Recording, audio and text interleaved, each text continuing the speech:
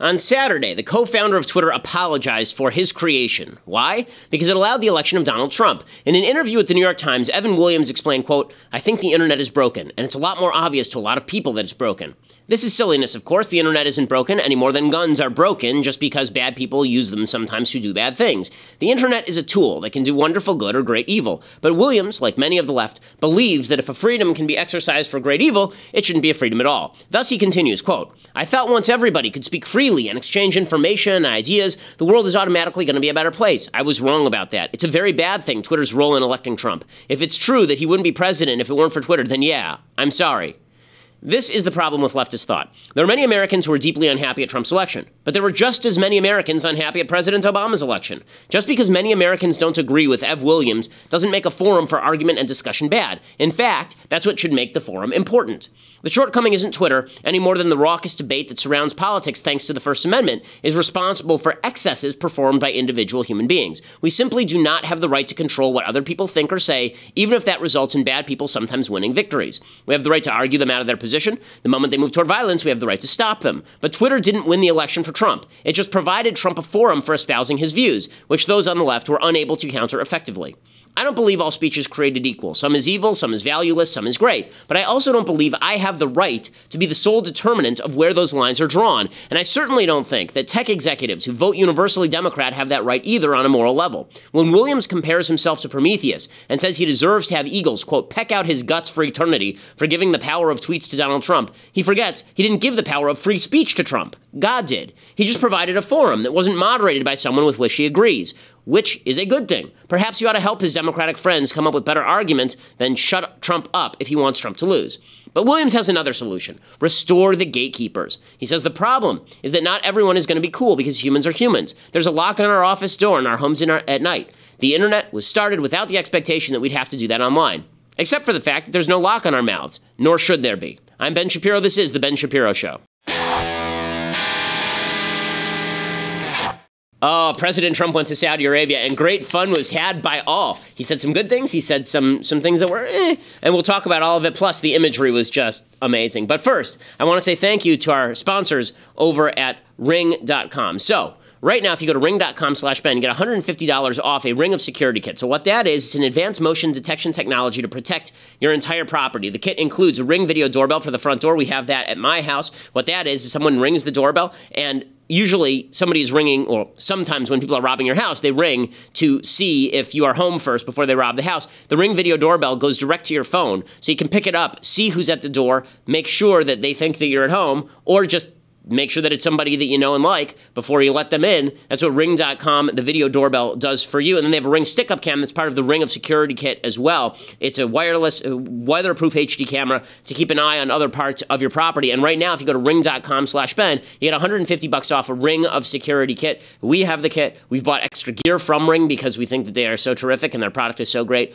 Ring.com/Ben right now. Join the millions of homeowners who protect their homes with the Ring video doorbell. Again, it allows you to keep track of your entire property. Make sure that nobody's just ringing to break into your house. Ring.com/Ben for $150 off your kit. Plus, it allows them to know that we're the ones who sent you. So that helps them keep advertising and paying so that the show can continue to be brought to you for free.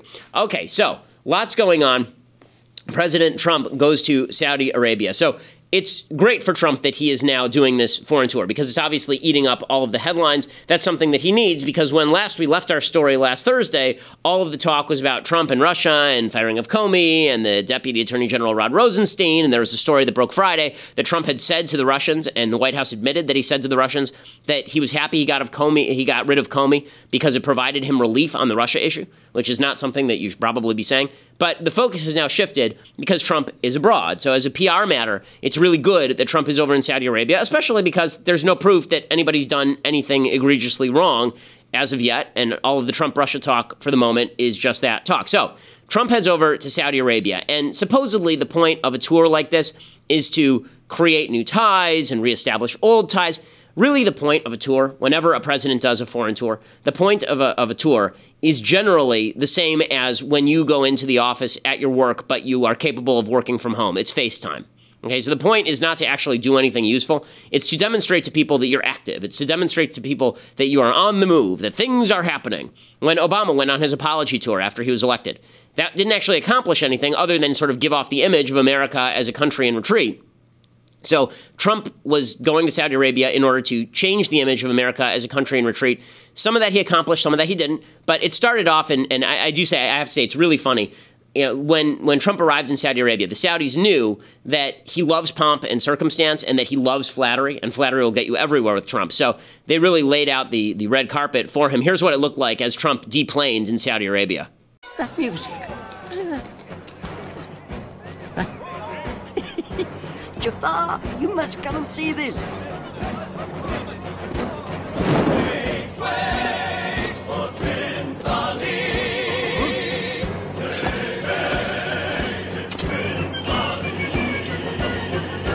Almost exactly like that, actually. Like, you see the guys dancing with the sword? So that actually happened in real life. So here's some video of the Saudis doing the ceremonial sword dance, because nothing says friendly to people like a ceremonial sword dance. So they all got out their swords into ceremonial, and here is Trump bebopping along to the ceremonial sword dance.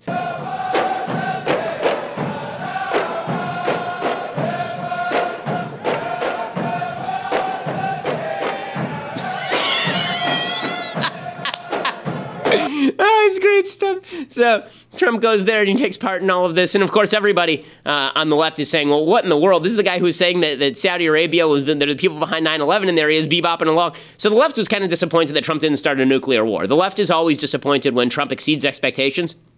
And their expectation is that he was going to go to Saudi Arabia, spit on the Kaaba stone, and then immediately declare that everybody ought to convert to Christianity. That is, of course, not what happened, and so they were very disappointed that wasn't what happened. The imagery that came out, though, was pretty weird, because the great disconnect in American foreign policy, and this has existed well before the Bush administration, is this disconnect where we say that we're against radical Islamic terror, but then we make best friends with the Saudis who fund radical Islamic terror. So you have some weird photos that were coming out like this one.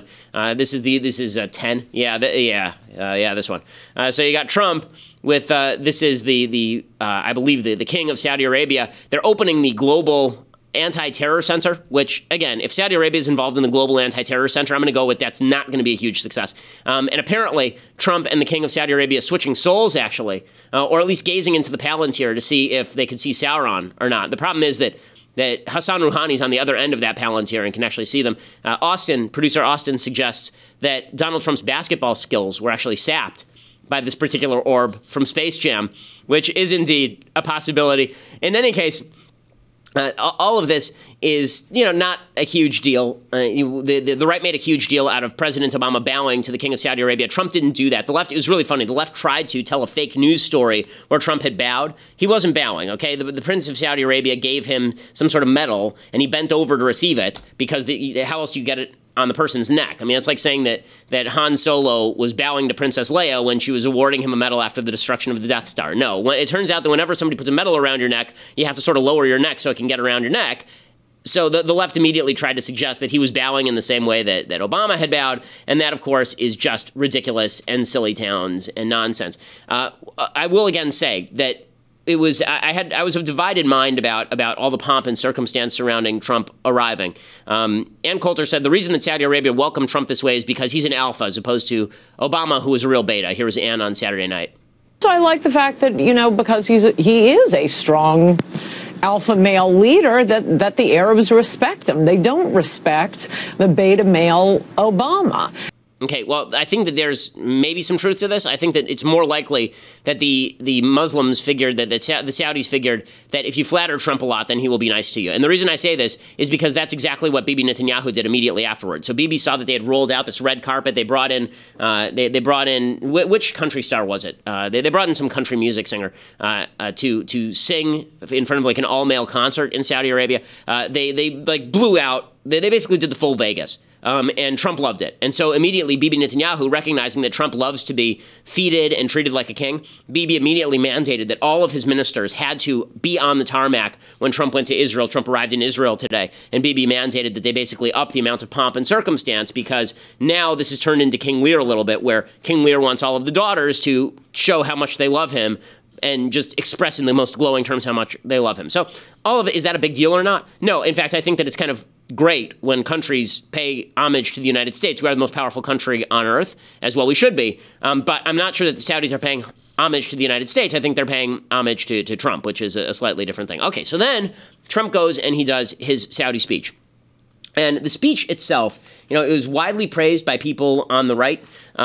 I am of divided mind about the speech, to tell you the truth. I think there were some good things in the speech. I think that there were some things that were not so good in the speech. I don't think it has much to do with Trump.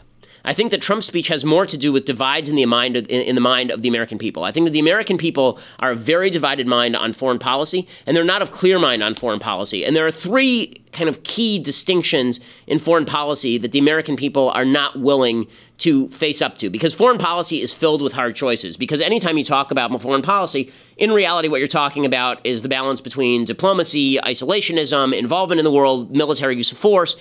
And these are very difficult questions because no one wants to be the person who puts American soldiers in harm's way or expends American resources in pursuit of some goal that we don't care about. And so there are three kind of fundamental conflicts in American foreign policy that have never been resolved, particularly since World War II. World War II is the last time that all of these were resolved in united fashion. Since then, the United States really has not had a coherent foreign policy because World War II was such a clear-cut moral battle and also such a clear-cut battle of self-defense at the same time.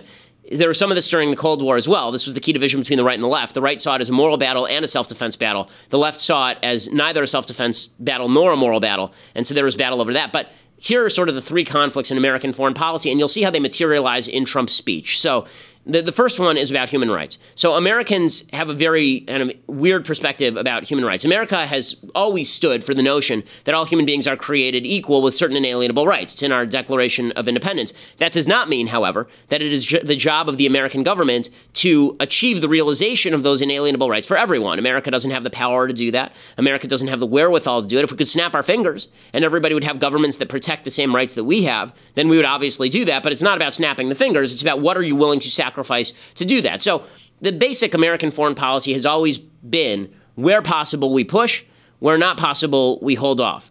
But here's the truth. Since the Vietnam War, we have very little interest as a people in foreign interventions on the basis of human rights until there's something gross on our TV, in which case we get aggressive in knee-jerk fashion, which is sort of what happened in Syria. So we were like, okay, we don't want anything to do with Syria. It's a civil war. It's going to get ugly. Fine, who cares? And then there are pictures of gassed children on our TV, and everybody snaps to, and boom, we need to get involved right now. Right? We need to fire some cruise missiles and hit a camel in the ass right now. It's incoherent, but that incoherence didn't start with Trump, and it doesn't end with Trump. It's just incoherence that's been part of American foreign policy for the last few decades.